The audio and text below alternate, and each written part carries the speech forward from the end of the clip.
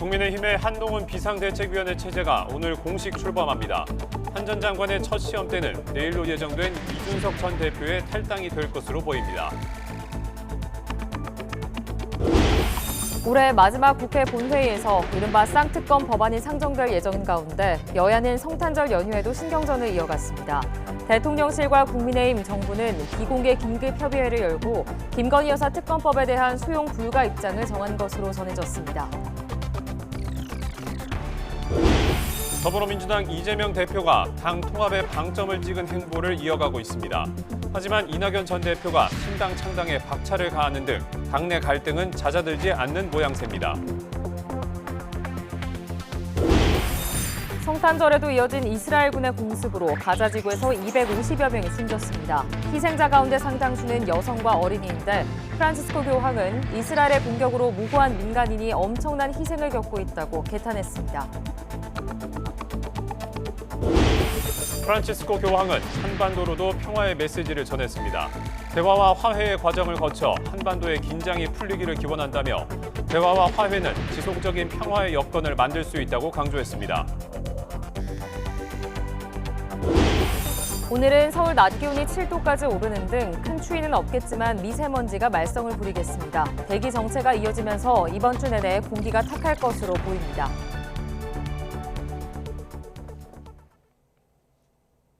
여러분 안녕하십니까? 12월 26일 굿모닝 YTN 2부 시작합니다. 국민의힘이 오늘 당원 대표자 회의인 전국위원회 의결을 거쳐 한동훈 전 법무부 장관을 당의 비상대책위원장으로 공식 임명합니다. 산적한 현안을 마주할 한 전 장관의 첫 시험대는 당장 내일로 예정된 이준석 전 대표의 탈당이 될 것으로 보입니다. 나혜인 기자입니다. 국민의힘이 전국 당원 대표자들의 마지막 찬반 투표를 거쳐 한동훈 비상대책위원장 체제로 전환됩니다. 내정자로 지명된 뒤 연휴 내내 침묵했던 한 전 장관의 취임 일성도 공개될 것으로 보입니다.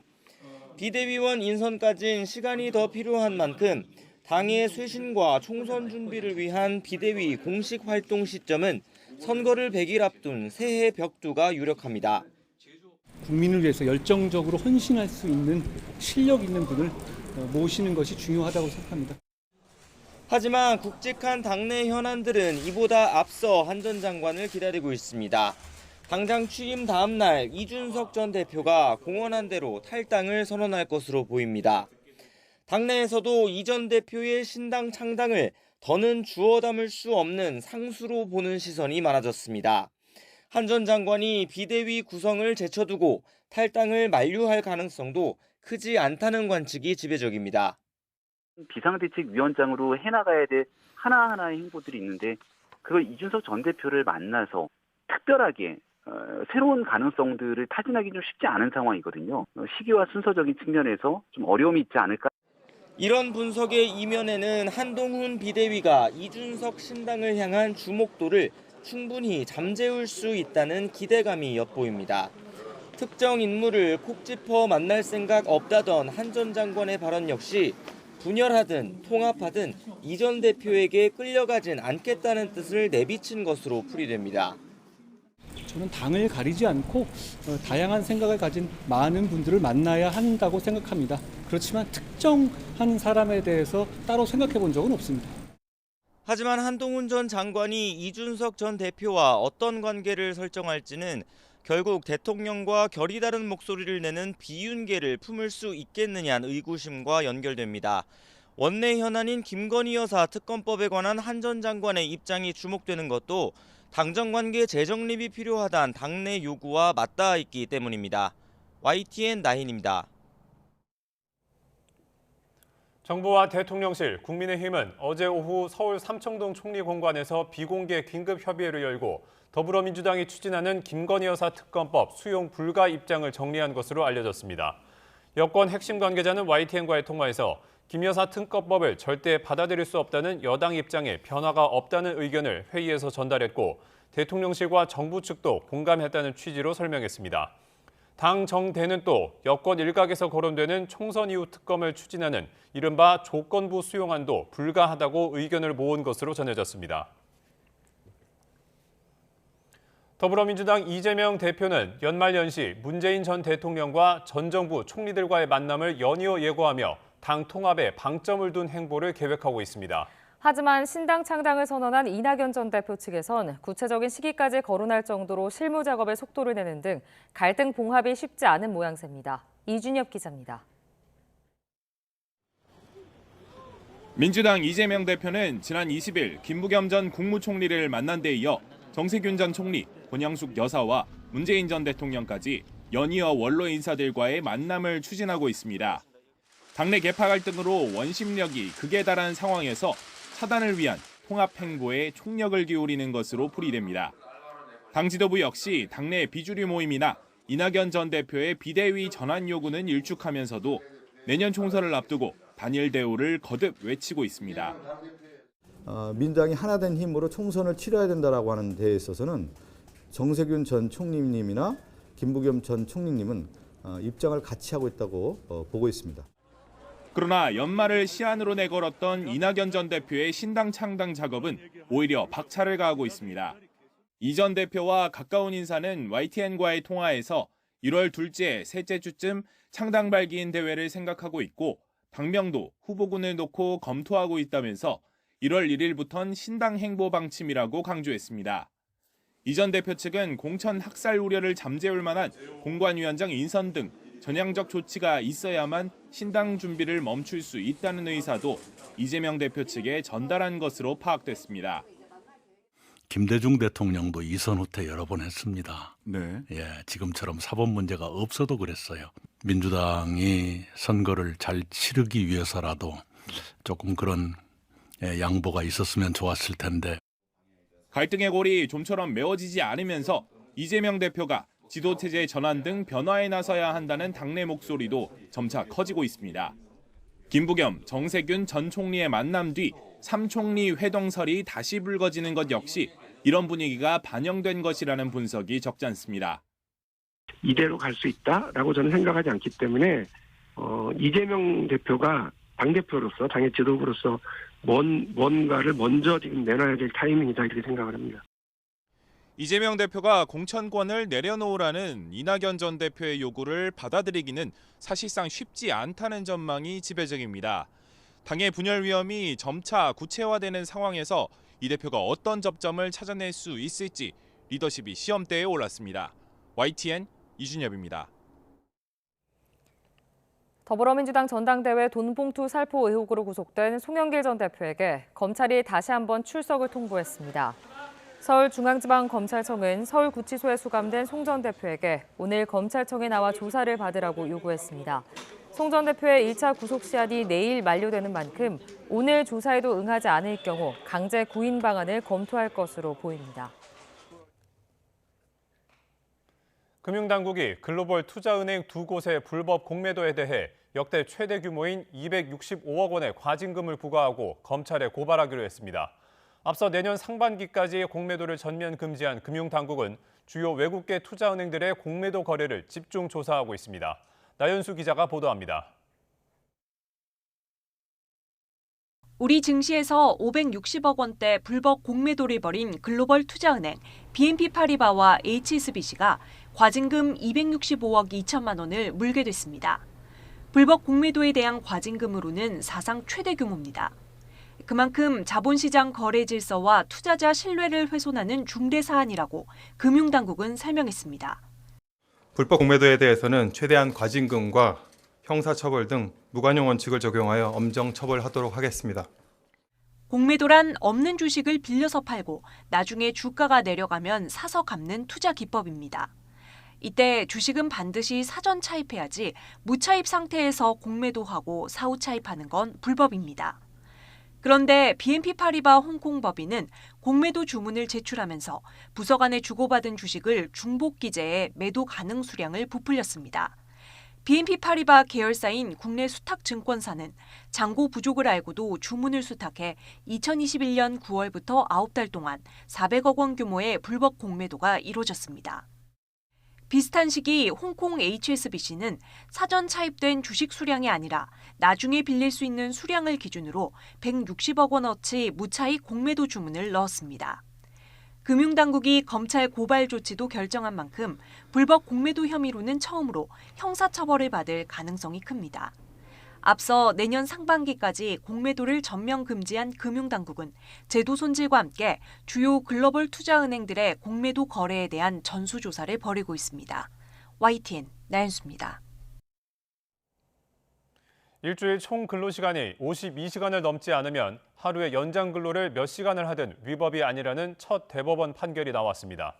대법원은 이모 씨의 근로기준법 위반 혐의 사건 재판에서 일부 혐의를 유죄로 판단해 벌금형을 선고한 원심을 깨고 사건을 서울 남부지방법원에 돌려보냈습니다.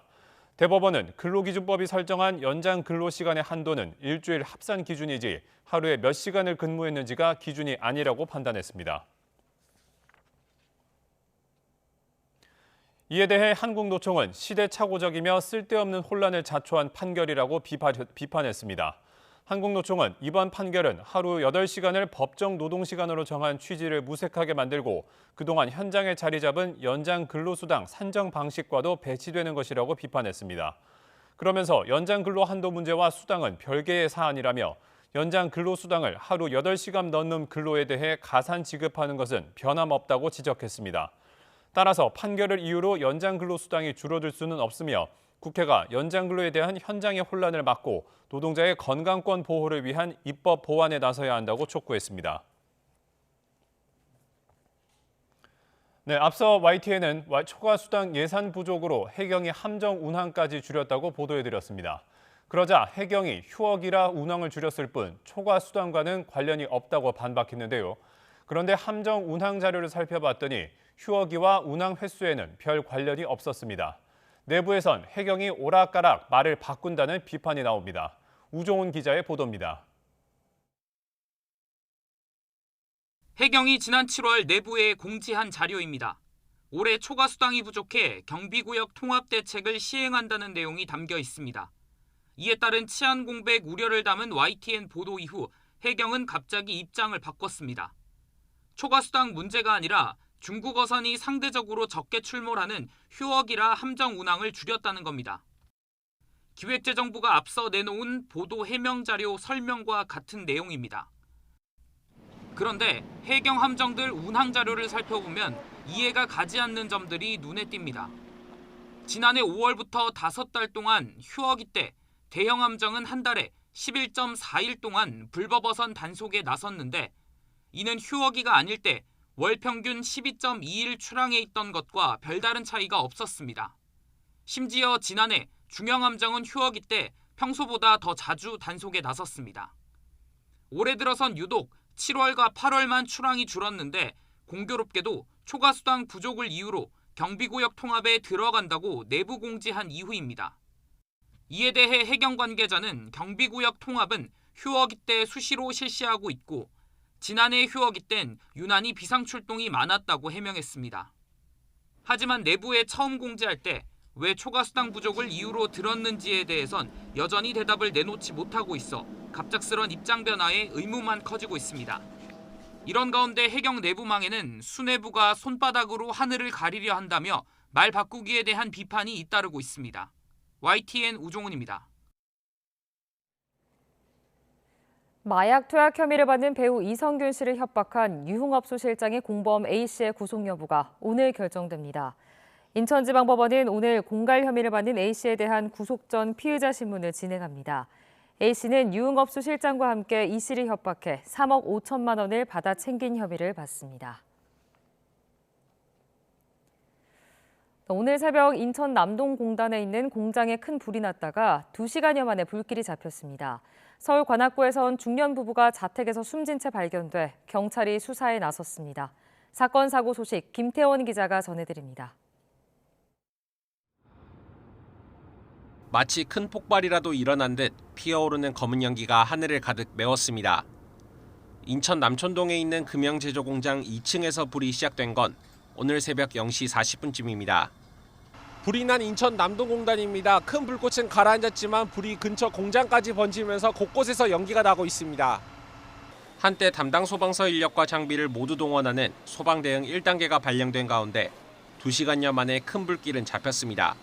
화염이 공장 위로 너무 많이 인근 공장으로 연소 확대가 오후해서 대응 1단계를 발령했습니다.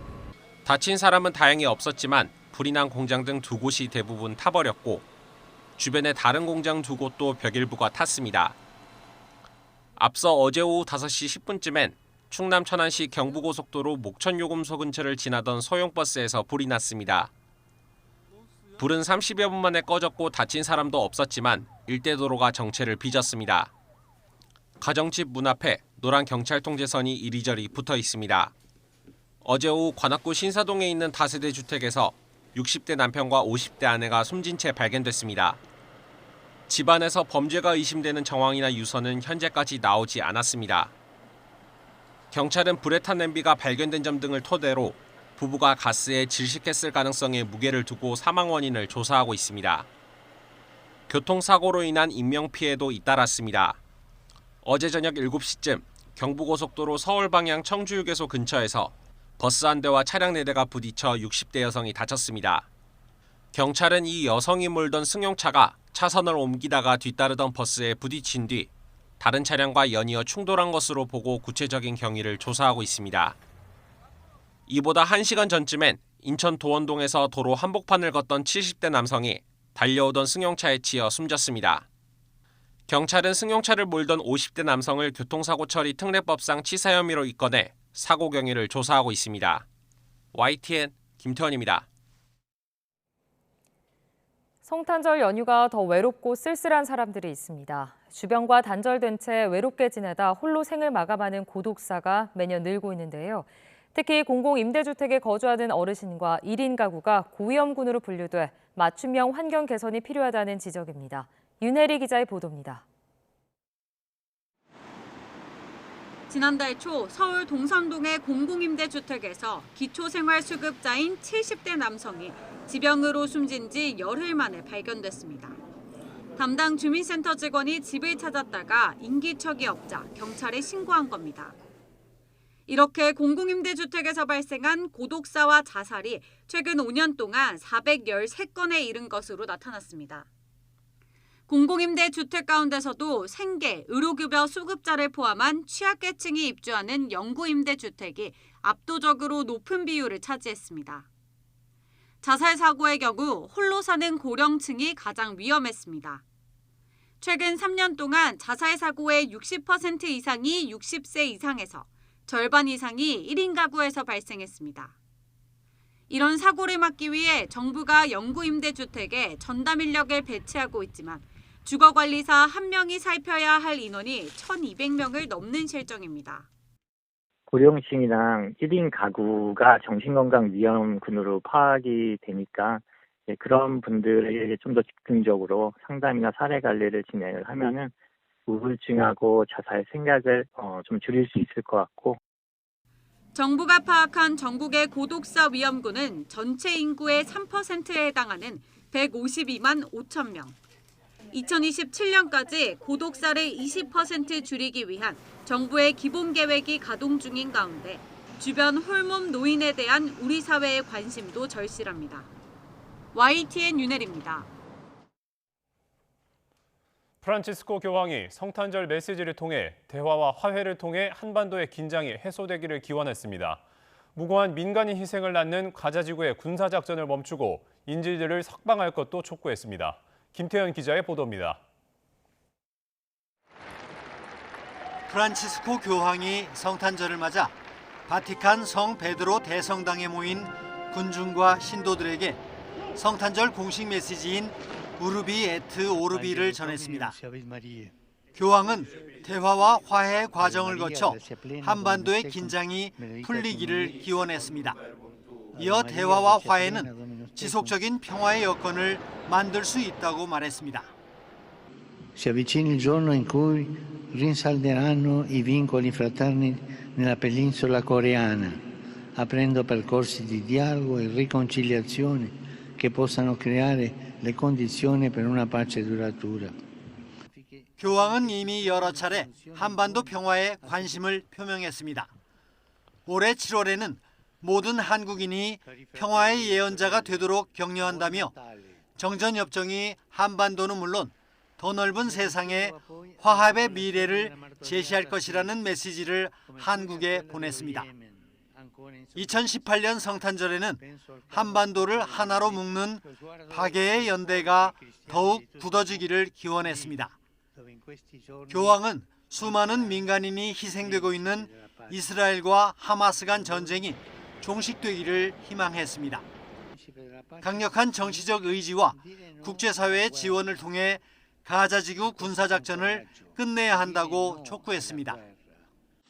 Supplico che cessino le operazioni militari con il loro spaventoso seguito di vittime civili e innocenti e che si ponga rimedio alla disperata situazione umanitaria aprendo l'arrivo degli aiuti. 교황은 우크라이나에 대해서는 우리의 도움으로 전란 중에 있는 사람들이 하느님의 사랑을 느낄 수 있도록 마음을 새롭게 하자고 호소했습니다. YTN 김태현입니다. 대법원에서 일본 전범기업을 상대로 손해배상 확정 판결을 받은 강제동원 피해자들이 늘어나면서 우리 정부가 제3자 변제로 문제를 해결할 수 있을지 불투명해졌습니다. 외교부는 부족한 재원을 확충할 방안을 모색하고 있고 연초부터 피해자들을 직접 만나 정부 해법에 대한 이해를 구한다는 방침입니다. 조수연 기자가 보도합니다. 지난 3월 윤석열 정부는 경색된 한일 관계를 개선해야 한다는 판단에 따라 강제동원 해법을 주도적으로 마련했습니다. 일본 피고 전범 기업들 대신 우리 정부 산하 재단이 국내 기업들의 기부로 마련된 재원으로 피해자들에게 배상금을 지급하는 게 핵심입니다. 추후 일본 기업들의 호응을 통해 미흡한 부분을 채워나가겠다는 구상도 함께였습니다. 일본 측이 일본 정부의 포괄적인 사죄 그리고 일본 기업의 자발적인 기여로 호응해 오기를 기대합니다. 하지만 피고 기업을 비롯한 일본 재계가 재단 기금에 전혀 참여하지 않은 상황에서 배상 대상만 늘어나게 됐습니다. 1차 소송에 이어 2차 소송에서도 피해자 11명이 최근 대법원에서 승소 판결을 받은 데다 비슷한 소송 수십 건이 계속 진행 중이기 때문입니다.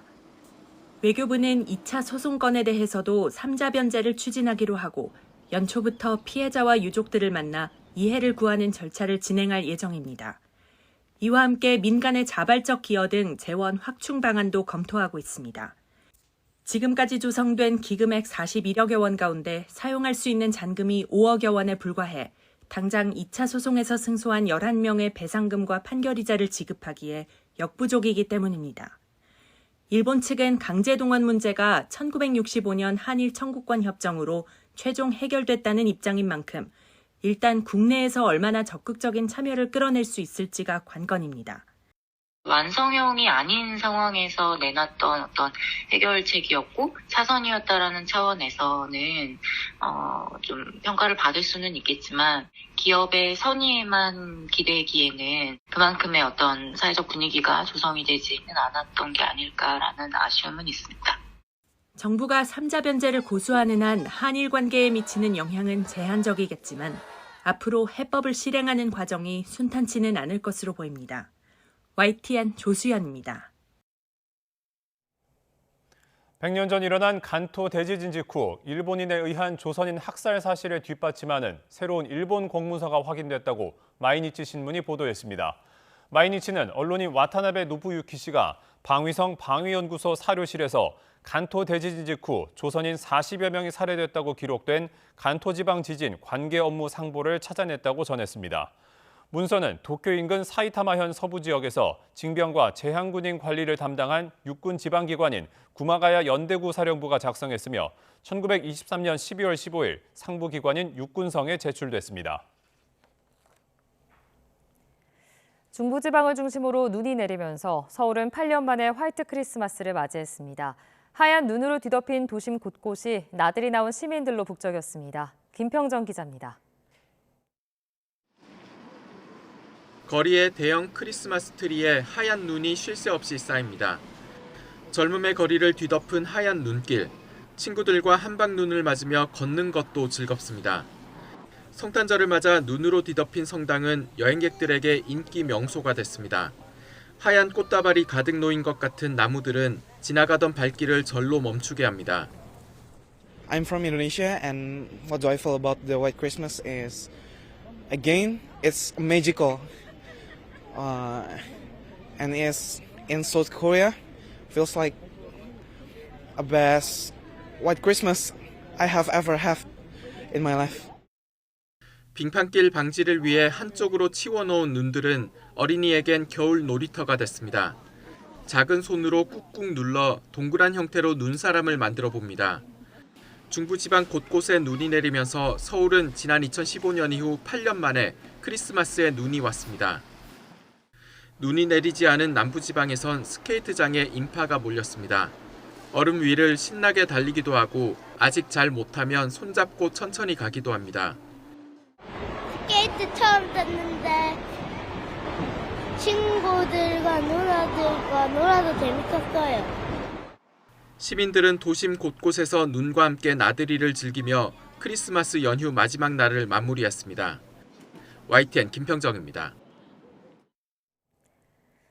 크리스마스를 맞아 배구 경기장에도 성탄 분위기가 가득했습니다. 선수들은 멋진 경기로 크리스마스를 즐기러 온 팬들에게 화답했습니다. 양시찬 기자입니다. 팬들이 산타클로스 모자를 쓴 선수들 입간판 앞에서 사진을 찍느라 여념이 없습니다. 크리스마스 특별판이 나온 포토카드를 뽑는 줄도 길게 늘어서 있고 밝게 빛나는 성탄 트리도 관중들의 발길을 한동안 붙잡습니다. 흥겨운 응원까지 크리스마스 분위기가 가득한 경기장. 스포츠 팬들에게는 크리스마스를 즐기기에 더할 나위 없이 좋은 장소입니다. 아이와 크리스마스의 즐거운 추억을 쌓게 되니까 현장에서 뜨거운 감동을 같이 느끼고 같이 땀 흘려 응원할 수 있어서 즐겁습니다. 감독은 산타 복장을, 선수들은 크리스마스 트리 유니폼을 맞춰 입은 대한항공은 화끈한 승리로 홈팬들에게 성탄 선물을 안겼습니다. 듀스까지 이어진 1세트는 에스페어의 천금 같은 블로킹 득점으로 접전을 마무리했고 기세를 몰아 2세트에서 한 번도 추격을 허용하지 않고 그대로 세트를 가져왔습니다. 손에 땀을 쥐는 시속 게임이 이어진 3세트. 임동혁이 백어택으로 22대 22 동점을 만든 뒤 김규민의 서브 에이스와 한 선수의 블로킹으로 단숨에 흐름을 가져왔습니다. 대한항공은 승점 3점을 추가하며 2위 삼성화재와 승점 차를 없앤 상태로 전반기를 마쳤습니다.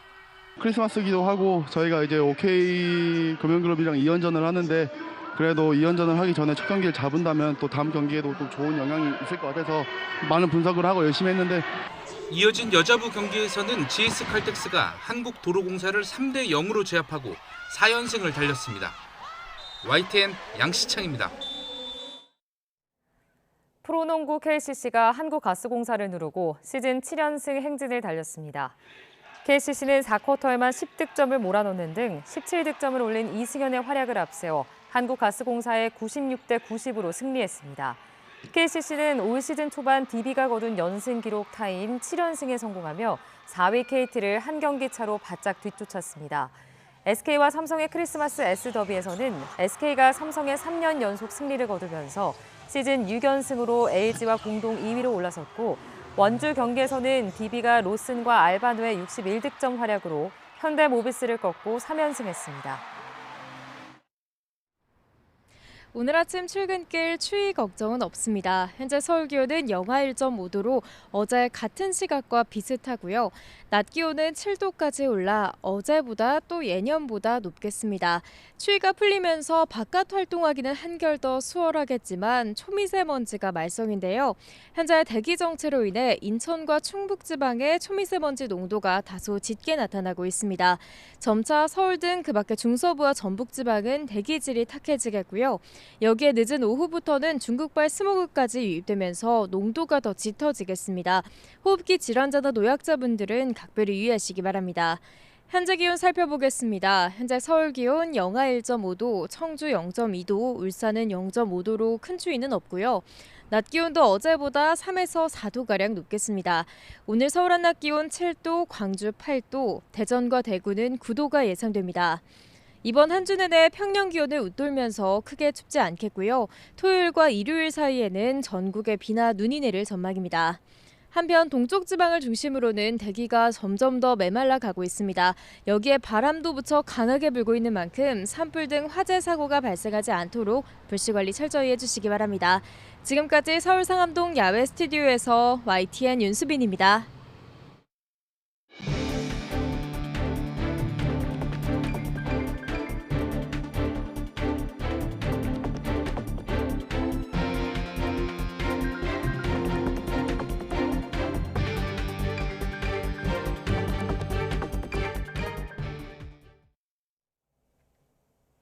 윤석열 대통령이 지난해와 달리 부부 동반이 아닌 김건희 여사 없이 홀로 성탄 연휴 일정을 소화했습니다.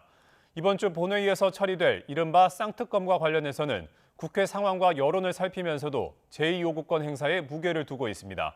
조은지 기자입니다. 우리나라 최초의 개신교 교회 138년 역사의 정동 제1교회에서 윤석열 대통령이 성탄 예배를 드렸습니다.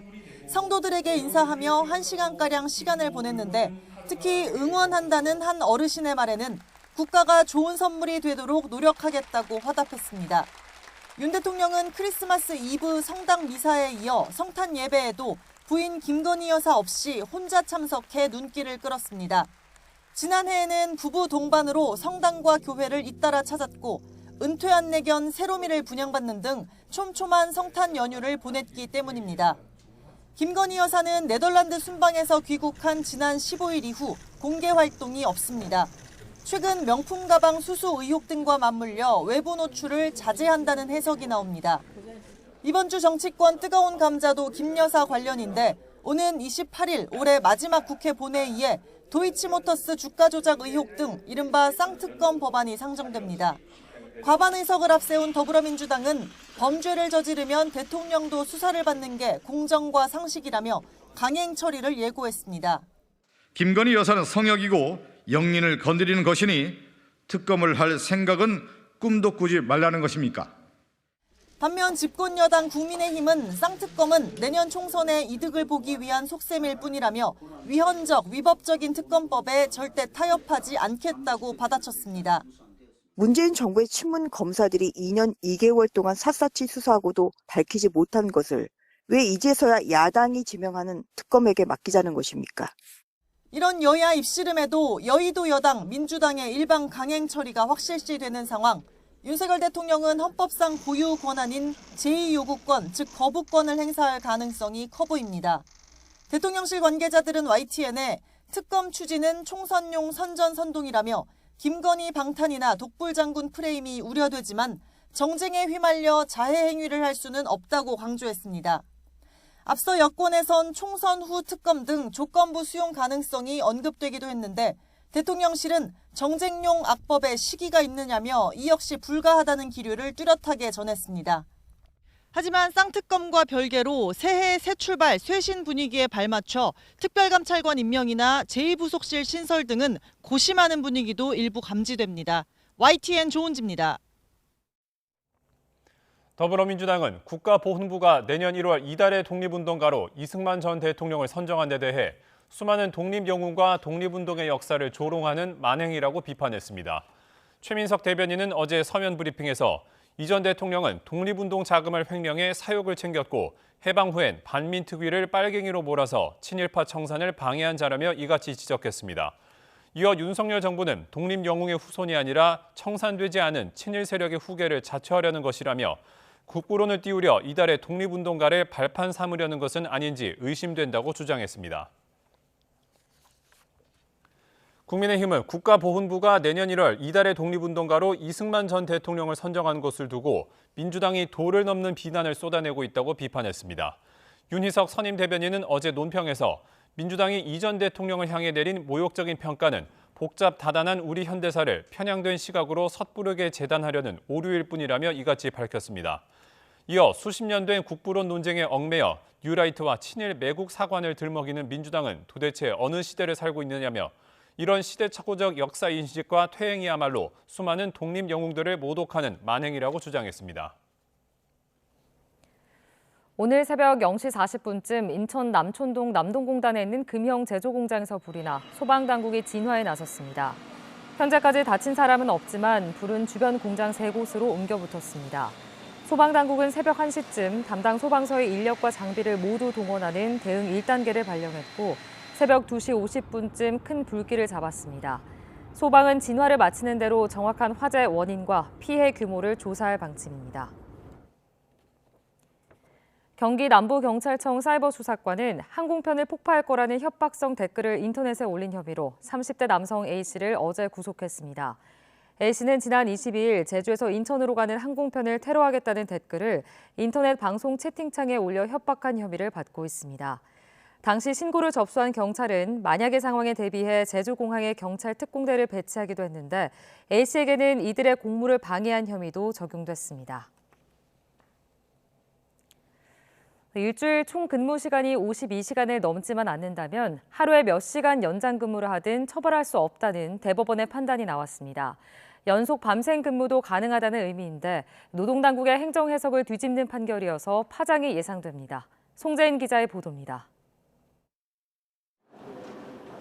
직원에게 상습 초과 근무를 시킨 혐의로 재판에 넘겨진 청소 전문업체 대표 A씨.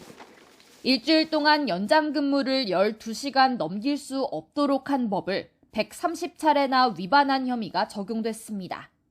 1심과 2심 법원은 130주 가운데 109주를 유죄로 인정해 벌금 100만 원을 선고했는데 초과 근무 기준은 1일 단위로 삼았습니다. 하루 8시간을 넘긴 초과 근무 시간 총합이 일주일에 12시간보다 많으면 근로기준법 위반이라고 판단한 겁니다. 그러나 대법원 판단은 달랐습니다. 연장 근무 시간은 법문 그대로 일주일 기준으로 계산해야 한다며 법정 노동시간 40시간에 더해 연장 근무 시간이 12시간을 넘긴 주, 즉 일주일 합산치가 52시간을 넘긴 경우만 다시 따져보라고 사건을 되돌려보냈습니다. 이렇게 되면 유죄로 판단됐던 109주 가운데 3주는 주 52시간을 넘지 않아 무죄가 됩니다. 이 같은 판결은 초과 근무 기준에 1일 단위를 적용해온 고용노동부의 행정 해석을 뒤집는 것이어서 파장이 예상됩니다. 예를 들어 15시간씩 주 3일 일할 경우 주 근무 시간이 45시간으로 52시간 이내지만 하루 7시간씩 주 21시간 초과 근무한 것이어서 정부 해석대로라면 근로기준법 위반입니다. 하지만 이번 대법원 판결로 앞으로 이런 행태의 근무뿐 아니라 연속 밤샘 근무도 가능해지는 겁니다. 노동계는 집중근무가 만연해질 수 있다며 혼란을 자초한 판결이라고 비판하고 나섰습니다. 대법원이 행정해석과 다른 판결을 내린 만큼 행정해석 수정이 이뤄지기까지 노동 현장에서도 당분간 혼란이 불가피할 전망입니다. YTN 송재인입니다. 네, 요즘 과일 살 때 가격 보고 깜짝 놀라는 분들 많으시죠? 사과부터 딸기, 감귤까지 비싸지 않은 과일이 없는데요. 가격 폭등의 원인은 무엇이고 전망은 어떤지 김선희 기자가 전해드립니다. 서울의 한 대형마트 과일 코너. 딸기를 사러 온 고객이 고르지 못하고 한참을 망설입니다. 과일을 많이 먹는데 너무 비싸가지고 집었다 놨다 하게 돼 자꾸 가격 때문에. 실제로 딸기는 소비자 가격이 지난해보다 20%가량 올랐습니다. 사과는 21% 비싸졌고 감귤도 10% 이상 상승했습니다. 가격 폭등의 가장 큰 이유는 기후 문제 때문입니다. 개화기 때 그 이상 저온으로 피해를 입었고요. 그 이후에 설이 우박 피해가 있었고 수확기에 단저병이 있었습니다. 그래서 주요 과일의 생산량이 많이 전년 대비 감소로 좀 한 편입니다. 비싼 과일 가격은 당분간 계속될 전망입니다. 사과와 배는 저장량 자체가 감소했기 때문에 수확철인 내년 7, 8월까지 이 가격이 유지되거나 더 올라갈 수 있습니다. 딸기와 감귤은 본격적인 출하 시기여서 지금보다 내려갈 것으로 전망되지만 지난해보다는 소폭 오를 것으로 보입니다. 감귤 같은 경우에는 생산량 자체가 적거나 그러진 않지만 역시 과일 가격이 비싸다 보니까 상대적으로 저렴한 감귤로 수요가 대체되면서 가격도 같이 동반 상승해 있는 상황입니다. 정부는 바나나 등 수입 과일에 대한 관세를 낮춰 가격 하락을 유도하고 있지만 해외 출하량 자체가 줄어 큰 효과를 보지 못하고 있습니다. 다만 이번 달 예비비 248억 원을 투입해 할인 행사를 지원하는 등 간접적으로 가격 안정을 계속 유도해 나갈 계획입니다. YTN 김선입니다.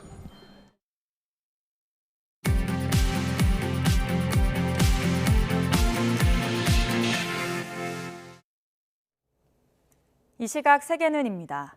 성탄절의 축복 대신 이스라엘의 공습이 쏟아진 가자 제국은 하루 사이 250여 명이 숨졌습니다. 이런 가운데 이스라엘이 전쟁 종식을 위한 이집트의 3단계 중재안을 검토할 예정이라는 현지 보도가 나왔습니다. 이상순 기자가 보도합니다.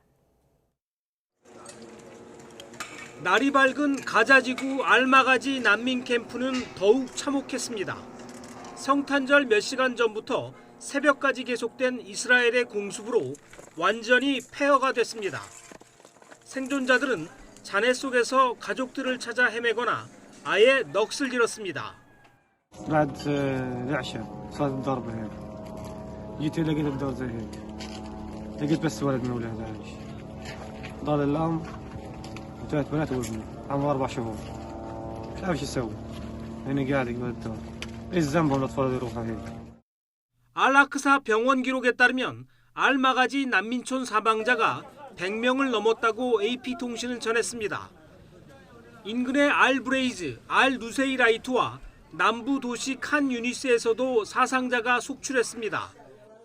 가자지구 보건부는 하루 새 250명이 숨져 개전 후 총 사망자가 2만 명을 훌쩍 넘었다고 밝혔습니다.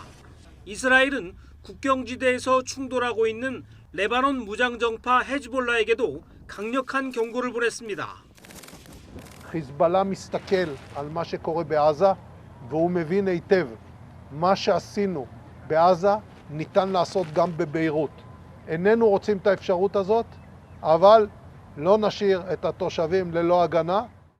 그러나 이스라엘군도 피해가 늘고 있습니다. 성탄절 하루 가자지구에서 17명이 숨져 지상전 전사자가 150명을 넘었습니다. 하지만 베냐민 네타냐후 이스라엘 총리는 끝나려면 아직 멀었다면서 이스라엘군을 더욱 독려했습니다. 네타냐후 총리는 또 의회 연설에선 당장 석방협상에 나서라는 인질 가족들의 야유에 맞서기도 했습니다. אני אומר גם מעל הבמה הזאת, אנחנו לא עוצרים ולא נעצור עד לניצחון, כי אין לנו ארץ אחרת ואין לנו דרך אחרת. 그러나 네타냐후 총리의 강경한 입장과 달리 전시 내각이 이집트가 제안한 가자지구 전쟁 종식 3단계 해법을 검토할 예정이라는 보도가 나왔습니다. 예루살렘 포스트 등은 여성과 노약자 등 이스라엘 인질 40명을 석방하고 2주간 전투를 중단하는 1단계는 이스라엘이 앞서 하마스에 제안했던 것이라면서 이스라엘이 협상에 응할 가능성이 있다고 전했습니다. YTN 이상순입니다. 프란치스코 교황이 성탄절 메시지에서 대화와 화해를 통해 한반도의 긴장이 해소되길 희망한다고 밝혔습니다. 교황은 25일 바티칸 성베드로 대성당에 모인 군중 앞에서 성탄절 공식 메시지를 통해 대화와 화해 과정을 거쳐 한반도의 긴장이 풀리기를 기원한다고 말했습니다. 이어 대화와 화해는 지속적인 평화의 여건을 만들 수 있다고 덧붙였습니다. 기시다 후미오 일본 총리가 내년 3월 미국을 국빈 방문하는 방향으로 미국과 일본 정부가 조율하고 있다고 교도통신이 보도했습니다. 양국 정부는 일본의 국회 심의와 정치 상황, 또 미국의 대선과 의회 일정 등을 살피고 최종 결정을 내릴 전망입니다. 이번 방문이 성사되면 기시다 총리는 조 바이든 대통령과 만나 미일 동맹을 더욱 강화할 뜻을 전달할 계획입니다. 수감 도중 행방이 묘연해졌던 푸틴의 정적 알렉세이 나발니가 러시아 최북단 시베리아 지역에 있는 교도소로 이감된 것으로 확인됐습니다. 나발니의 대변인은 나발니는 현재 야말로 네네츠 자치구의 하르프에 있는 IK3 제3교도소에 있다고 밝혔습니다. 나발니의 소재가 확인된 건 야르미 씨가 마지막 접견을 했다고 밝힌 지난 6일 이후 거의 3주 만입니다. 중국의 수도 베이징이 300시간 이상 영하의 추운 날씨를 기록했습니다. 베이징 기상대에 따르면 현재 기온은 지난 11일 0시 영하권으로 떨어진 이후 24일 오후 2시 50분쯤 영상을 회복했습니다. 기상대는 300시간 이상 연속으로 영하의 날씨를 기록했다면서 1951년 기상 관측을 시작한 이후 72년 만에 최장기간 추위가 이어진 것이라고 설명했습니다. 지금까지 이 시각 세계는 이었습니다.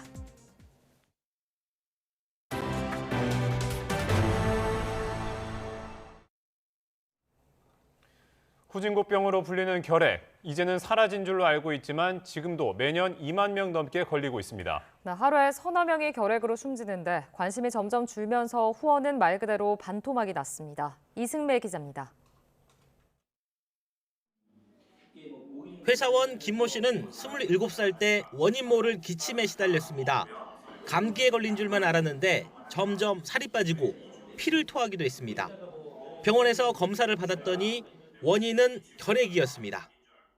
정말 피가 안에서 이렇게 어디가 찢어져서 나오는 것처럼 막 줄줄줄 계속 나와가지고 처음에는 굉장히 놀라서 정말 큰 병이구나 이거는. 그렇지 않습니까? 그냥 일상생활을 하다가 갑자기 피를 결핵이라는 건 상상도 못했습니다. 결핵은 코로나19와 마찬가지로 호흡기 감염병입니다. 결핵균이 잠복해 있다가 면역력이 떨어지면 발병합니다. 후진국병으로 불릴 정도로 가난한 나라에서 많이 발생하지만 우리나라도 주요 발병국 중 하나입니다. 해마다 2만 명 넘게 결핵에 걸리고 1,300명가량이 결핵으로 목숨을 잃고 있습니다. 매일 서너 명이 결핵으로 숨진다는 얘기인데 10명 중 8명은 65살 이상 고령층입니다. 최근까지도 우리나라는 OECD 국가 가운데 결핵 발생률 1위, 사망률 3위였습니다. 지난해 한 단계 낮아지긴 했지만 결핵 발생 후진국 5명에서 벗어나지 못했습니다. 환자 치료 지원을 위해 대한결핵협회는 연말이면 크리스마스 씨를 만들어 성금을 모으고 있습니다. 많이 모금했을 때는 60억 원이 넘었지만 지금은 말 그대로 반토막이 났습니다. 정부도 모금운동에 동참하며 관심을 호소하고 있지만 과거와 달리 분위기는 냉랭합니다. 씨를 어떤 목적으로 만드는지 모르는 경우도 많습니다. 과거에는 주변에 결핵 환자가 많다 보니까 자연스럽게 크리스마스 씨에 대한 관심도도 컸습니다만은 지금은 후진국병 정도로 치부하는 그런 국민 인식이 모금률을 낮추게 만들었다고 생각을 합니다. 예전엔 우표형 하나밖에 없었지만 요새는 열쇠고리와 머그컵, 에코백 등 다양한 모양으로 변화하고 있습니다. 빈곤과 깊게 관련 있는 결핵. 환자들은 여전히 사회적 관심과 지원을 필요로 하고 있습니다. YTN 이승매입니다. 가수 지드래곤이 마약 퇴치 활동 등을 펼칠 재단 저스피스 설립을 위해 출연금 3억 원을 기부한다고 소속사 갤럭시 코퍼레이션 측이 밝혔습니다. 재단명 저스피스는 정의와 평화의 합성어이고 재단 슬로건은 평화를 수호하자, 사랑의 정의, 정의의 사랑으로 정해졌습니다. 지드래곤은 앞으로 마약 퇴치 캠페인을 통해 마약의 위험성에 대한 인식을 높이고 마약 퇴치를 위한 지속적인 노력을 촉구할 계획입니다. 오늘도 큰 추위는 없겠습니다. 현재 서울 기온은 영하 1.5도로 어제 같은 시각과 비슷하고요. 낮 기온은 7도로 어제보다 5도가량 높아 야외 활동하기 한결 더 수월하겠습니다. 다만 추위가 풀리니 초미세먼지가 말썽인데요. 대기가 정체되고 늦은 오후부터는 중국발 스모그까지 유입되면서 오늘 서울 등 중서부와 전북 지방은 종일 대기질이 나쁨 수준을 유지하겠습니다. 호흡기 건강관리에 유의하시기 바랍니다. 오늘도 대체로 흐린 가운데 동해안 지역을 중심으로는 대기가 점점 더 메말라 가겠습니다. 여기에 바람도 무척 강하게 불고 있는 만큼 불씨 관리 철저히 해주셔야겠습니다. 현재 기온 살펴보겠습니다. 현재 서울 기온 영하 1.5도, 청주 0.2도, 울산은 0.5도를 나타내고 있고요. 낮 기온은 어제보다 3에서 4도가량 높겠습니다. 오늘 서울 한낮 기온 7도, 대전과 대구 9도, 광주는 8도가 예상됩니다. 이번 한 주 내내 예년 기온을 웃돌면서 추위 걱정은 없겠고요. 토요일에는 전국에 비나 눈이 내릴 전망입니다. 지금까지 날씨 정보였습니다. 굿모닝 YTN 2부 마칩니다. 잠시 후 6시 50분 3부에서 뵙겠습니다.